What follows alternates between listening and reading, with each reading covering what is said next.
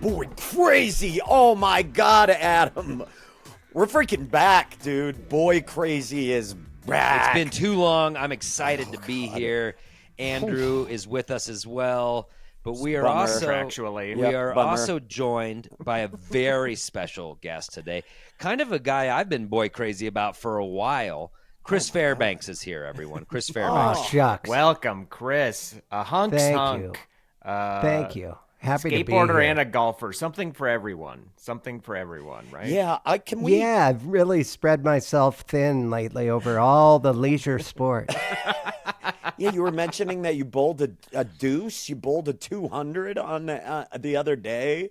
And Yeah. I was getting close, and I finally pulled it off. Yeah, well, congratulations. I know. And somehow the fashion works for every sport. At all, you don't have to change clothes between the skateboarding and the golf, which is great. I do have I've sectioned my closet off into different activities. But it's important to note I don't have any stand-up gigs booked. I've kind of let some other things in life fall through the cracks. I think I should contact comedy clubs, and I just book another 9 holes at Roosevelt. Hey, man. Right there with We're you in in the pickleball same boat, court, my friend. We're here talking about hunks. That's what we do. I don't want to talk any more about dumb shit that no one gives a fuck about. Exactly. Because we're here to talk about hunks with Chris Fairbanks. I got to say, I'm with Andrew. You've been on my hunk list for a long time. I think you're a cuddly little hunk who can skateboard, who can do the comedy, who can play the golf, and you've not sexualized it. That's the thing I love. You know what I mean? Right. But we brought you in because you're a little bit of somebody who lives on the fringes of the comedy world. You're somebody who lives. Yeah, and society, and I think you're somebody who knows how to be a little bit of a bad boy. So I think you This is the perfect episode. That is, because today, for all of our listeners and all of our boy crazy fans, we're ranking the hunkitude of the cast of the fucking Outsiders. Oh my God! This is Mount Rushmore. This is Mount Rushmore stuff. It could not be a more classic episode of Boy Crazy than digging in to the 7 hunks of the Outsiders. Now, I want to. This is a Golden Corral buffet of hunks. Exactly. It's a classic coming of age movie about sociopaths that walk around sexually harassing people and assaulting other people, and it was formative to all of our childhood. Yes, yeah, and the thing is that this was a movie that launched people into the pool of hunks, to the hunk pool of Hollywood. Absolutely. And a fucking murderer's row of tier 1 hunks in some of their earliest roles. You know, this movie is really an investment in hunk futures because none of the hunks in this movie know how to act at all yet. They will get there in their careers. Yeah. But this was clear that the casting was hunk first, acting second. Hunk first, for sure. Chops second, which is kind of how we've always operated on this podcast. So I appreciate Francis Ford Coppola for being like, listen, I could have a dog out there with this fucking with this dialogue. It's just the same amount of brain power going on. We're hunks first. So I love that. Exactly. Adam, I'm with you.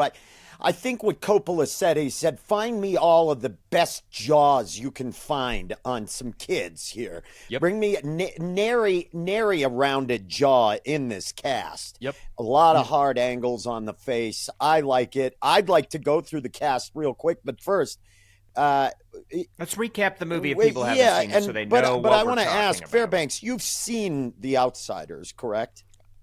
It was one of my favorite books, and that's why I'm here today. No, I've also seen the movie. Books? This is not. Yeah, I read the book several times. I don't want to go into your It's the only. I have it here on my shelf. It's a great book. It is a great book, but we don't give a fuck. Well, about no, that's reading. a great question though. When you were reading it, were you picturing hunks in your head? I already knew of the movie, so yes. Okay, as great. I was So reading great. it, all the actors were, I was looking at a poster. Sure. I had that out. I had the book open. I had my pants down. It was all it was Again, three I don't want to tiered- have to, and this is a problem when we have a guest. It is. This is not sexual. It's purely scientific. This is academic. No, and yeah, of course, that's not what I meant. It's just I would read it very early in the morning, and oftentimes I was in the middle of getting dressed. Got it. And I'd start reading the book. I can't wait any longer, mother. And reading of The Outsiders. yeah, my mother would be standing in the doorway holding my pants. Please stop reading, she'd say. Yeah. And so that's what I meant. We should have let you finish, and I apologize. Yeah, that Ben yeah. Our bad. pounced That is on our you bad. That I way. would assume I should know you. You got a heart of gold. I should have known. Yeah. You. Well, Fairbanks knows the deal. Fairbanks knows the deal. So this movie is a classic coming-of-age story. It's set in the mid-'60s. It's about greasers, a group of classic rockabilly dudes versus the Socs, who are what are they, jocks, preppies? preppy kids. And they were the working class kids from a tough part of town. The mainstream kids. Versus the rich kids. Yeah. Early in the movie, there's a murder. One of the characters murders someone kind of in defense of his friend who they're drowning in a fountain, and they kind of go on the lam, and it just kind of follows this group. They're like kind of tumultuous ride here. Now, they end up Andrew saving a bunch of was kids allowed in the to middle see of the this movie because his parents had told him that this was a parable about Jesus.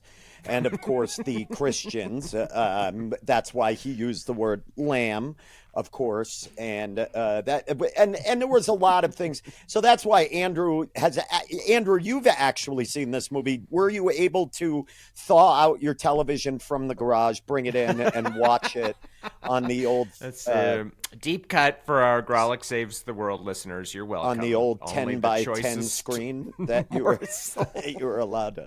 Let's get into the movie a little bit. Let's get into the hunks. One thing I did notice immediately as I rewatched this week was that he doesn't even go by Francis Ford Coppola in this. It's Francis Coppola. And I think that's because even he was kind of ashamed of how boy-thirsty he was in this one. He's like, I'm going to go with my secondary name just in case this one gets me on a list. But he cast. Let's just name the fucking cast and try not to fall out of your chair. And Adam, I want to add to that. This is Brolita. That's what it is. Oh my God, it is. You know what I mean? This is a Nabokov type thing, but it's about hunks. The cast is everything, though. Adam, hit him with some of the names. I mean, I'll hit you with all the names out the gates. We have Tom Cruise. We have Rob Lowe. We have C. Thomas Howell. We have Ralph Macchio. We have Matt Dillon. We have Emilio Estevez, and we have Patrick fucking Swayze. Have you heard of him? Have you all heard of a little guy named Patrick Swayze? Holy shit. In one movie. I think we should just go through and kind of discuss. Now, we've got the classic Outsiders poster. I'm going to work standard American left to right reading. Okay? Not a Hebrew right to left. It's standard American left to right.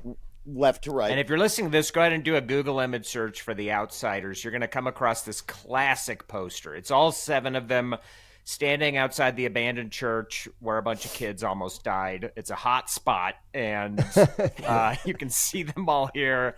A lot of denim. Yeah, there's so much denim. And I think we should start far left with, oh my God, of all people, a young Tom Cruise. Right.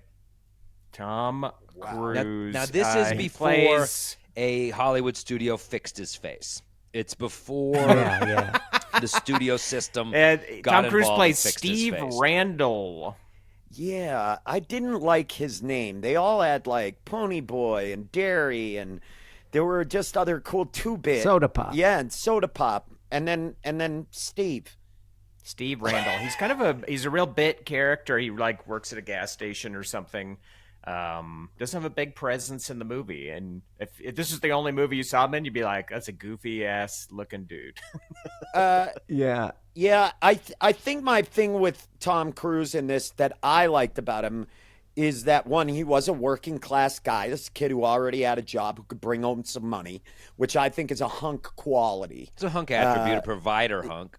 Yeah, definitely a provider hunk. You know that this guy's going to go and get his welding cert pretty soon. You know what I mean? He's going to be a class one. And by the time he's in his mid-30s, this is a master welder. He's probably in the mid-70s making 20, 30K a year. That's not a bad living. Not a bad living. When you're, especially in the 60s, no. Forget about it. Yeah. I'll tell you what, more importantly, in this picture, he has an absolute caboose on him. I mean, look at the can on... He doesn't have this butt in his later movies. He's not running around with this can in Mission Impossible. Nope. Look at this butt. No, you could get all 10 cents. He went side view for a rereason. Mm-hmm. Yeah. He's those contours. He's showing the donk on this again, picture. Chris, the contours, the way you said it, it feels a little sexualized. So I just want to reiterate. You're forgetting that I went to art school, and early on, with any human figure, you look for those contour lines. Okay, good. I just want to make sure that you understand. This is not sexual, it's purely scientific. Certainly not. Yeah. Certainly not. I love the human form.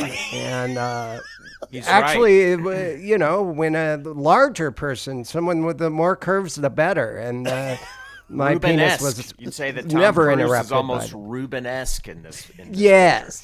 It's like, listen, like the Tom Cruise is a top tier A-list hunk, but for the sake of this movie, I'm just going to say they hadn't fixed his teeth, so his face was a little odd. Yep. It's not the traditional Tom Summer Cruise teeth. face you're used to. And did you say summer teeth? some are pointing this way, some are pointing that way. And you said you haven't been doing stand-up? No. I just floating around the ether. Oh God! Yeah. Summer teeth. One thing I've been riding my bike past the Improv. Okay, cool. Well, it's osmosis getting on you or something because you're coming in hot, dude.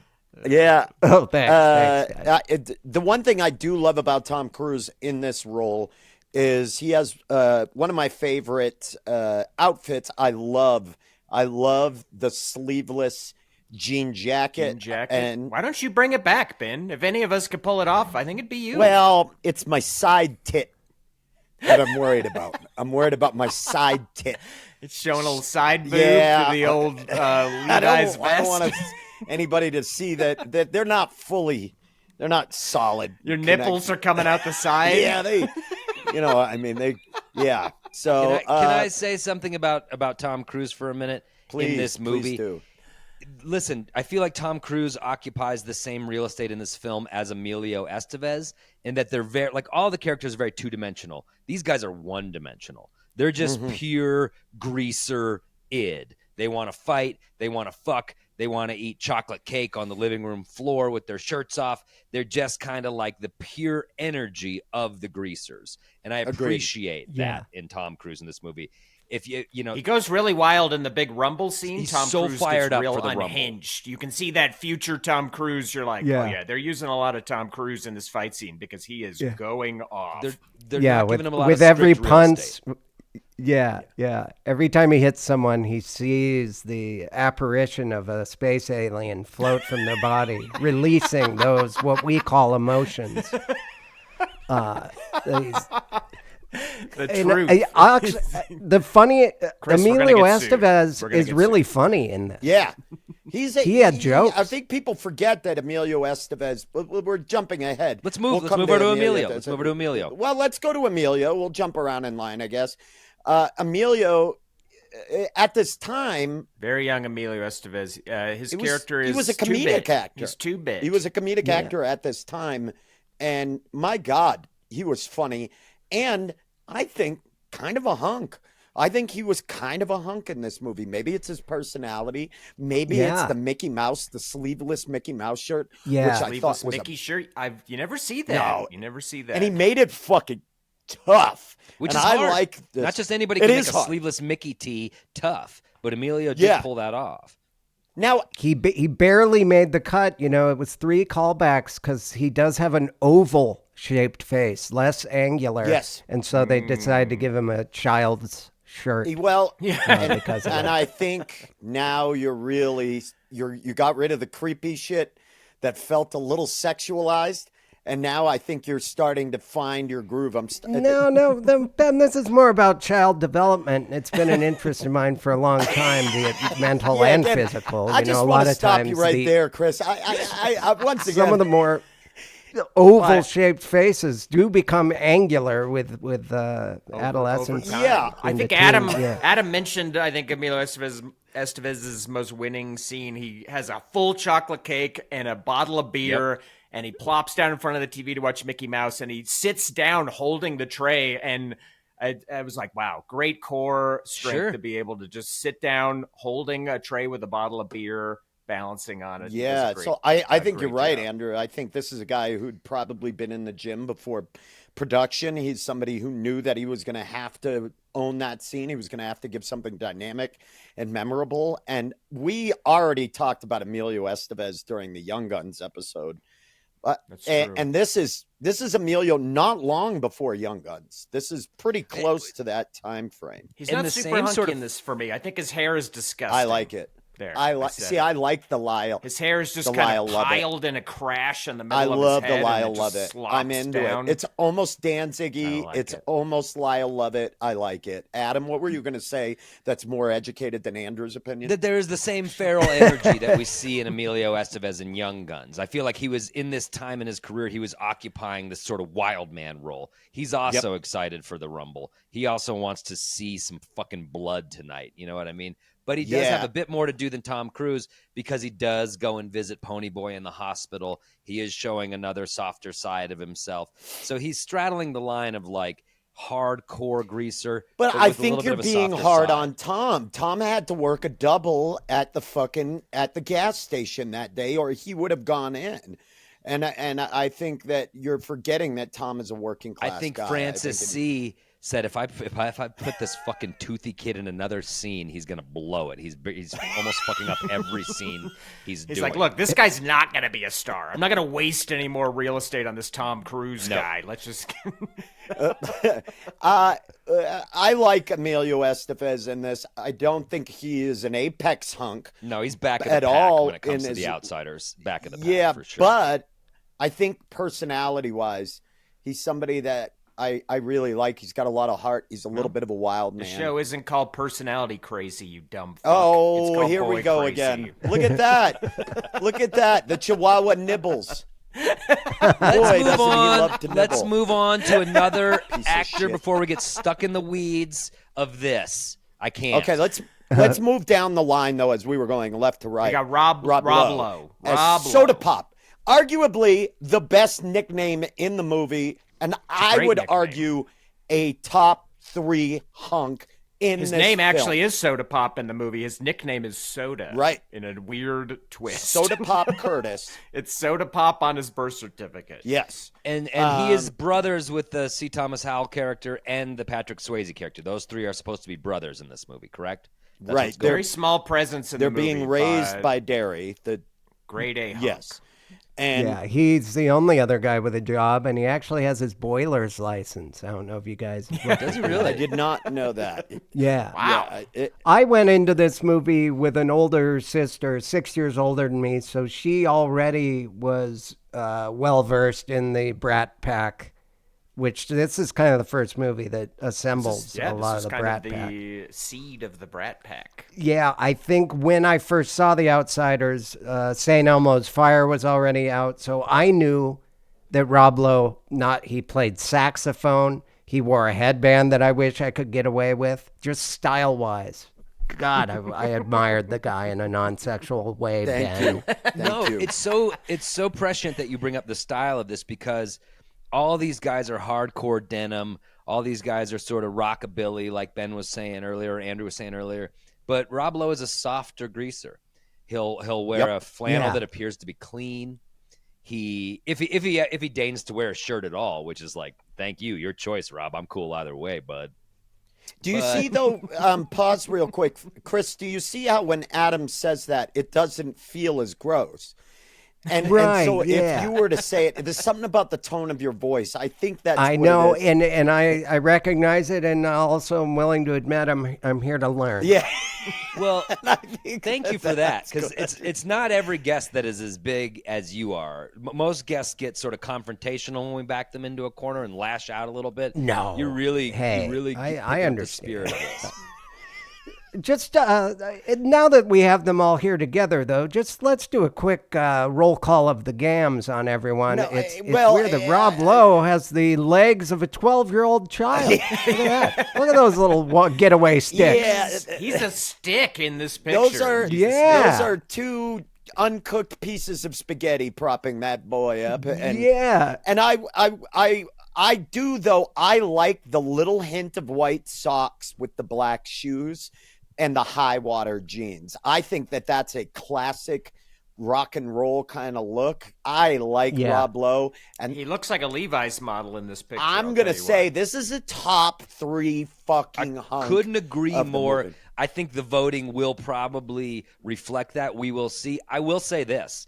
And this might be fucking crazy, but whatever. This is boy crazy. If any one of these 7 actors could be cast as either Soch or Greaser, it's Rob Lowe. Rob Lowe has the duality. Oh, yeah. He would have been a great Soch. I don't know. Yeah. He would have been a much needed hunk among the Soches because they were kind of all uggos. And I'm just saying that is not true, and you and I are going to fucking disagree on that. We'll fight about it. We'll rumble about it. How could you say that about the great Leif Garrett, who in real life was living one of these characters?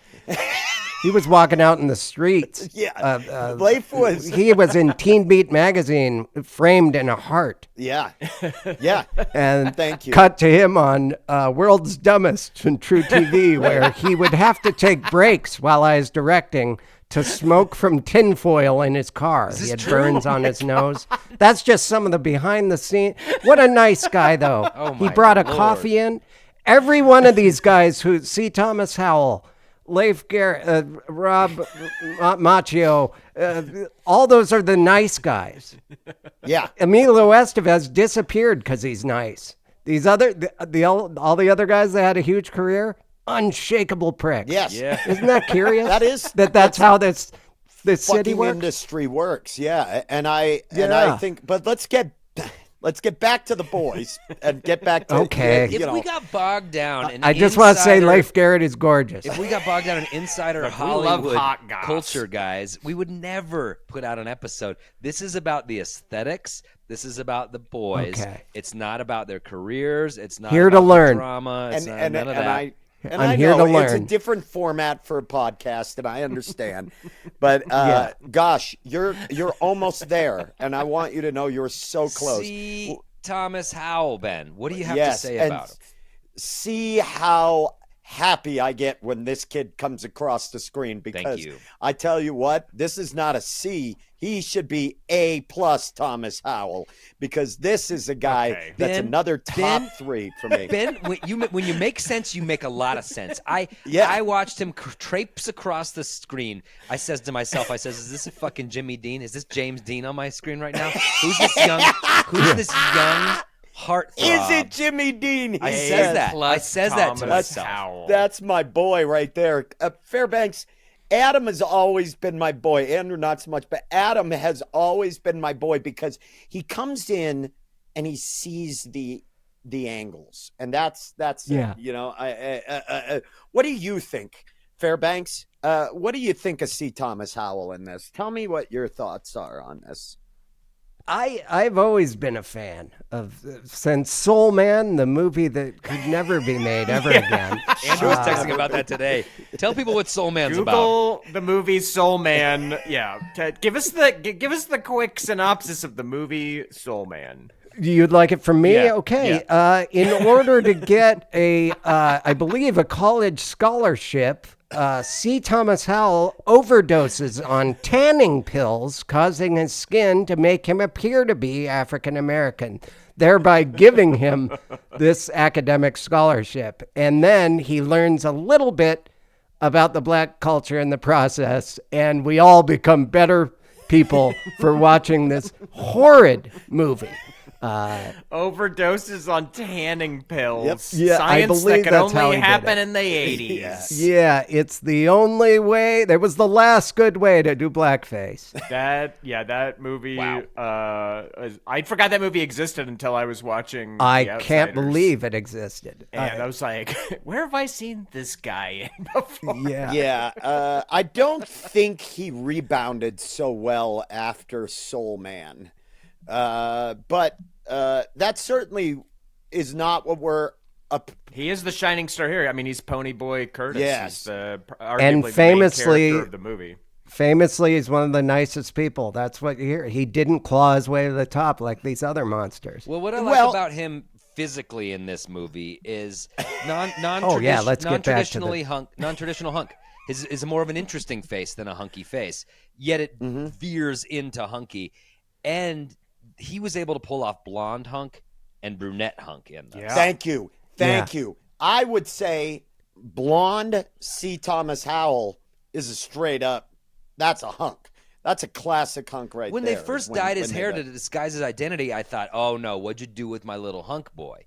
But then 10 minutes later, it's like I don't even remember that kid from before. I'm all about and setting the this style for decades to come. Yeah. It's like this will look cool in decades from now, thanks to what he just made. Eminem. It was Eminem. You're welcome. It was Eminem. Yeah. Guys, I don't want to do this, but I think it's probably best that we take a real quick break. Let's take a steam break. Yeah, because right now I can't see my webcam is fogged up from all of the steamy hunks that we have in this cornucopia that's happening right now. So we're going to take a quick break. For those of you that are Patreon subscribers, you'll just continue on with this.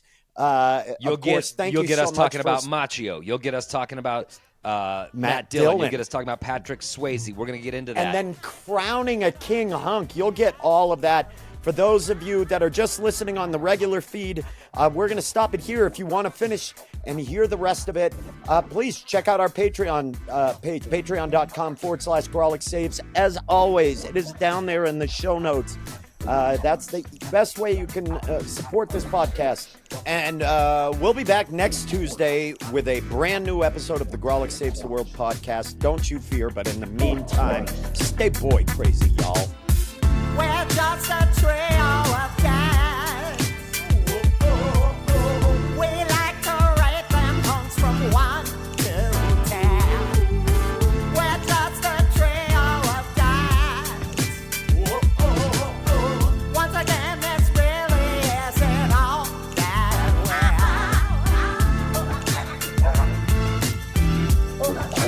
well.